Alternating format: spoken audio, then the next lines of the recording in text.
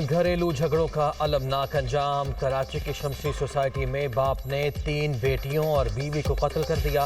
گھر سے لاشیں ملنے پر کوہرام۔ فواد نامی شخص نے خود کو بھی زخمی کر لیا۔ ہسپتال میں زیر علاج۔ سرمایہ کاری میں نقصان ہوا۔ انویسٹرز رقم کا تقاضا کر رہے تھے۔ گھر میں بھی مسلسل جھگڑے رہتے تھے۔ زندگی سے تنگ آ چکا تھا۔ ملزم کا موبائل فون پر ٹائپنگ کے ذریعے ابتدائی بیان۔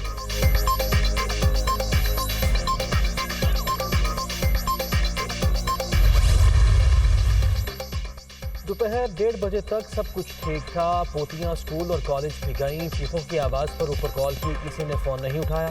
دروازہ کھول کر اندر گئے تو بچیاں جہاں سوتی تھیں وہیں پڑی تھیں۔ بیٹے یا بہو نے کبھی کسی بات کی شکایت نہیں کی۔ زخمی فواد کی والد کی گفتگو۔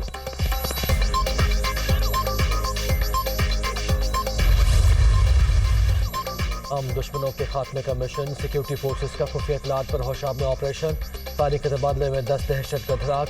1 کو گرفتار کر لیا گیا، 2 فرار۔ تلاش کے لیے search operation.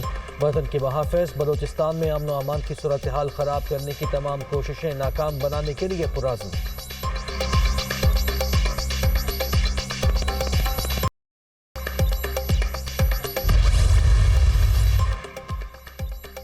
General Asim Munir نے پاک فوج کی کمان سنبھال لی۔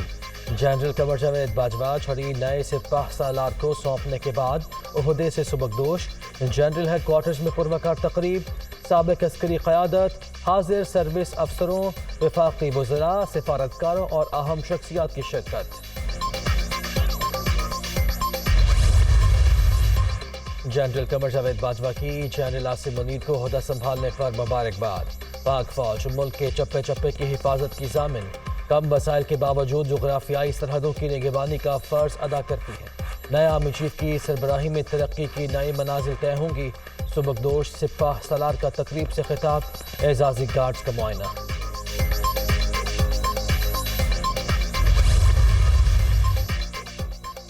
سبکدوش army chief general Qamar Javed Bajwa اور نئے سپاہ سالار جنرل عاصم منیر کی GHQ میں یادگار شہداء پر حاضری۔ فاتحہ خوانی کی، پھولوں کی چادر بھی چڑھائی۔ مادر وطن کے لیے جانوں کے نذرانے پیش کرنے والوں کو خراج عقیدت پیش۔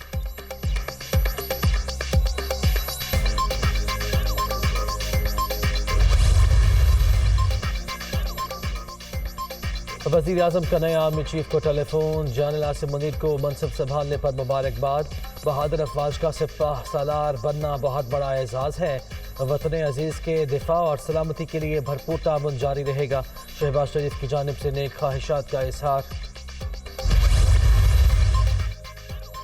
اور اعظم نصیر تارڑ کا استعفیٰ نامنظور۔ وزیر اعظم نے بطور وزیر قانون ذمہ داریاں جاری رکھنے کی ہدایت کر دی۔